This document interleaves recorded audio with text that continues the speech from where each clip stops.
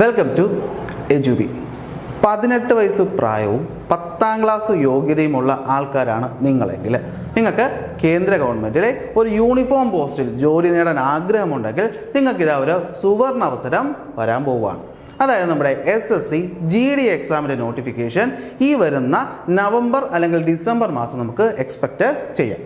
അപ്പോൾ എന്താണ് SSC GD എന്ന് പറഞ്ഞാൽ? GD എന്ന് പറഞ്ഞാൽ നിങ്ങൾ എന്തായാലും കേട്ടിട്ടുണ്ടാവും, ജനറൽ ഡ്യൂട്ടി. എന്താ അതിനകത്ത് വരുന്നത്? നമ്മുടെ കേന്ദ്ര ഗവൺമെൻറ്റിൻ്റെ കീഴിൽ വരുന്ന പലതരം യൂണിഫോം പോസ്റ്റുകൾക്ക് വേണ്ടി നടത്തുന്ന ഒറ്റ എക്സാമാണ് എന്ത് GD എക്സാം എന്ന് പറയുന്നത്. അതായത് ഏതൊക്കെ എക്സാം അതിനകത്ത് വരുമെന്ന് പറഞ്ഞു കഴിഞ്ഞാൽ ഇപ്പോൾ BSF നിങ്ങൾ കേട്ടിട്ടുണ്ടായിരിക്കും, CISF കേട്ടിട്ടുണ്ടായിരിക്കും, SSB കേട്ടിട്ടുണ്ടായിരിക്കും. അപ്പോൾ ഇത്തരത്തിലുള്ള യൂണിഫോം പോസ്റ്റുകളിലേക്ക് നമ്മുടെ കേന്ദ്ര ഗവൺമെൻറ് നടത്തുന്ന എക്സാമാണ് എന്ത് GD എക്സാം എന്ന് പറയുന്നത്. അപ്പോൾ ഈ എക്സാമിൻ്റെ നോട്ടിഫിക്കേഷൻ ഈ വരുന്ന നവംബറിലോ ഡിസംബറിലോ നമുക്ക് എക്സ്പെക്ട് ചെയ്യും. അതായത് ഇപ്പോൾ ഇവിടെ നിങ്ങൾ കാണുന്നത് മുന്നത്തെ നോട്ടിഫിക്കേഷനാണ്. അതായത് അപ്പോൾ ഡേറ്റിലോട്ടൊന്ന് ശ്രദ്ധിക്കുക. നമ്മൾ ഡേറ്റ് എക്സ്പെക്ട് ചെയ്തിരുന്ന മുന്നേ നവംബറാണ്. അപ്പോൾ ഇത്തവണയും നമുക്ക് നവംബറിലോ ചിലപ്പോൾ കുറച്ച് ഡിലേ വരാൻ ചാൻസ് ഉണ്ട്, എങ്കിൽ ഡിസംബറിലോ നമുക്ക് എന്ത് ചെയ്യാം, എക്സ്പെക്ട് ചെയ്യാം. അപ്പോൾ ഡേറ്റ് വന്നു കഴിഞ്ഞാൽ നമുക്ക് ഈ പറയുന്ന അപ്ലൈ ചെയ്യുന്ന ഡേറ്റ് വന്നു കഴിഞ്ഞാൽ ഏതാണ്ട് ഒരു 3 to 4 മാസം വരെ നമുക്ക് സമയം കിട്ടും. മാക്സിമം 4 പറഞ്ഞത്, 3 മാസമൊക്കെ നമുക്ക് എന്ത് ചെയ്യുള്ളൂ, കിട്ടത്തുള്ളൂ. അത് കഴിയുമ്പോഴത്തേക്ക് എന്ത് വരും, എക്സാമിനേഷൻ വരും. അപ്പോൾ നമുക്ക് നോക്കാം, ഈ പറയുന്ന എക്സാമിനേഷൻ്റെ ഏറ്റവും വലിയ അട്രാക്റ്റീവ് ഫീച്ചർ എന്ന് പറയുന്നത് എന്താണ്?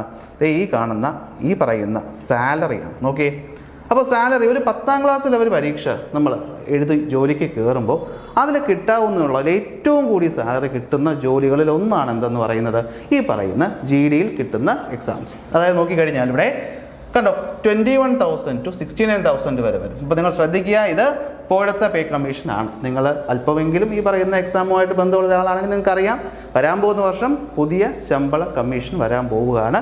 അപ്പോൾ ഈ പറയുന്ന സാലറിയേക്കാൾ ഒരുപാട് എന്ത് ചെയ്യും, കൂടും. അതായത് മാസം തന്നെ നിങ്ങൾക്കൊരു 60,000-70,000 രൂപയോളം ശമ്പളം കിട്ടാൻ തക്കവണ്ണമുള്ളൊരു ജോലിയാണ് ഈ പറയുന്ന GDയിൽ വരുന്നത്.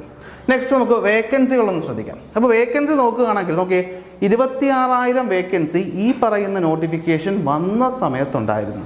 എന്ന് വെച്ചാൽ ഇത്രയാണോ ഉണ്ടോ എന്ന് ചോദിച്ചാൽ അല്ല, ഇത് പിന്നീട് അപ്ഡേറ്റ് ചെയ്യപ്പെട്ടു. അതായത് നമ്മൾ GD എക്സാമുകളുടെ ഒരു ഹിസ്റ്ററി നോക്കുന്ന സമയത്ത് മിനിമം നമ്മൾ പറയുകയാണെങ്കിൽ ഒരു 1,00,000-ഓളം വേക്കൻസീസ് എന്ത് ചെയ്യാറുണ്ട്, ഈ എക്സാമിന് നോർമലി വരാറുണ്ട്. അതായത് ഒരു 50,000-ഓളം അടുത്ത്, അതായത് 45,000, 43,000 അങ്ങനെ എന്ത് ചെയ്യാറുണ്ട്, ഏതാണ്ട് ഒരു 50,000-ഓളം അടുത്ത് വേക്കൻസീസ് വരുന്ന ഒരു പോസ്റ്റാണ്. അപ്പോൾ തന്നെ നിങ്ങൾക്ക് സെലക്ഷൻ കിട്ടാനുള്ള സാധ്യതയും അത്രത്തോളം തന്നെ ഉണ്ട് എന്ന് മനസ്സിലാക്കുക. ഒന്ന് മനസ്സ് വെച്ച് നമ്മൾ പഠിക്കാൻ തയ്യാറായി കഴിഞ്ഞാൽ വളരെ ഈസി ആയിട്ട് നമുക്ക് എന്ത് ചെയ്യാൻ പറ്റും, ഒരു കേന്ദ്ര ഗവൺമെൻറ് ജോലിയിലേക്ക് കയറിപ്പറ്റാൻ പറ്റും.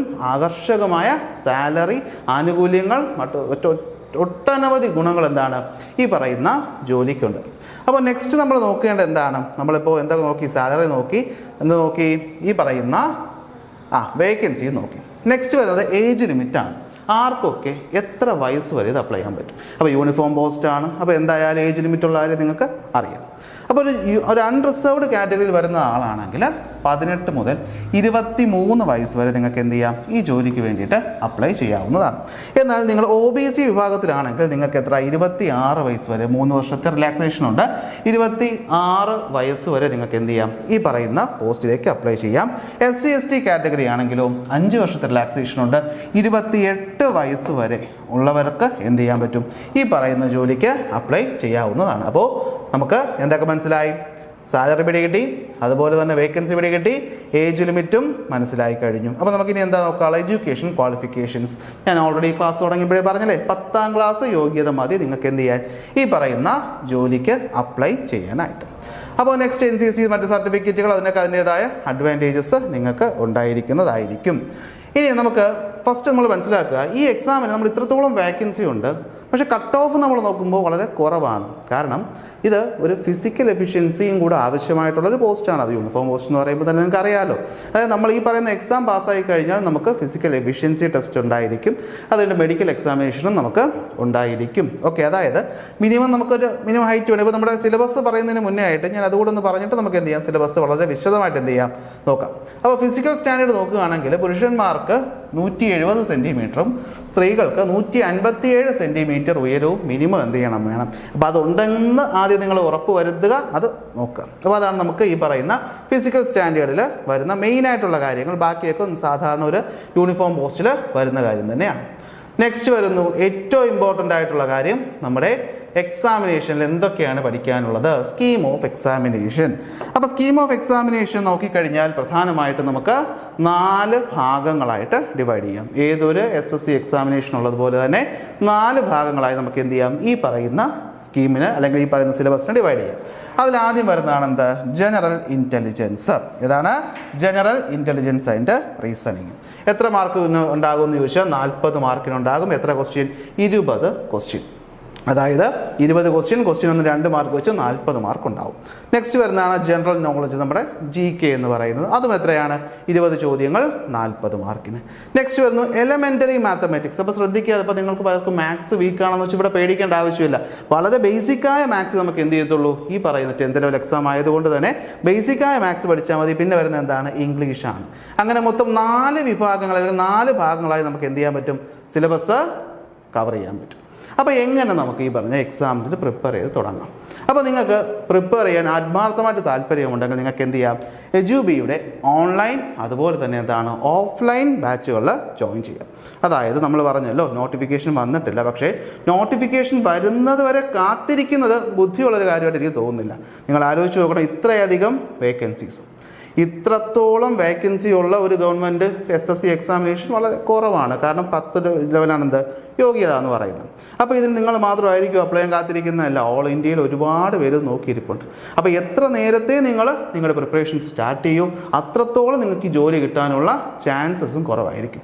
നോട്ടിഫിക്കേഷൻ വരട്ടെ, വന്നിട്ട് ഞാൻ തുടങ്ങാമെന്ന് കാത്തിരുന്ന് കഴിഞ്ഞാൽ നിങ്ങളെക്കാൾ മുന്നേ തുടങ്ങിയ ആൾക്കാരുണ്ടാവും. ഇത് അറിയാമല്ലോ, കോമ്പറ്റീറ്റീവ് എക്സാമിനേഷനാണ്. ഓരോരുത്തരും എത്രത്തോളം നേരത്തെ തുടങ്ങുന്നു, എത്ര പോയിന്റ് അധികം പഠിക്കുന്നു, അതനുസരിച്ചായിരിക്കും നമ്മുടെ സെലക്ഷൻ. അപ്പോൾ നിങ്ങൾക്ക് ജോയിൻ ചെയ്യാൻ താല്പര്യമുണ്ടെങ്കിൽ ഓൺലൈൻ ബാച്ച് ഒക്ടോബർ 15-ന് സ്റ്റാർട്ട് ചെയ്യുന്നുണ്ട്. അതുപോലെ തന്നെ നമ്മുടെ ഓഫ്ലൈൻ ബാച്ച് നവംബർ 5-നും. അപ്പോൾ ജസ്റ്റ് നിങ്ങൾക്ക് ജോയിൻ ചെയ്യാൻ താല്പര്യമുണ്ടെങ്കിൽ നമുക്ക് ഈ വരുന്ന ഒക്ടോബർ 15-ന് നമ്മുടെ ഓൺലൈൻ ബാച്ച് സ്റ്റാർട്ട് ആവുകയാണ്. അതുപോലെ തന്നെ എന്താണ് നവംബർ 5-ന് എന്താണ് ഓഫ്ലൈൻ ബാച്ച് നമ്മുടെ നെയ്യാറ്റിൻകര, തിരുവനന്തപുരം ബ്രാഞ്ചുകളിൽ സ്റ്റാർട്ട് ചെയ്യാം. അപ്പോൾ നിങ്ങൾക്ക് ജോയിൻ ചെയ്യാൻ താല്പര്യമുണ്ടെങ്കിൽ നമ്മൾ ഈ കാണുന്ന നമ്പറിൽ കോൺടാക്ട് ചെയ്യുക. ഓക്കെ, അപ്പോൾ നമ്പർ ഞാൻ ഇങ്ങോട്ട് എഴുതാം, നോട്ട് ചെയ്യുക.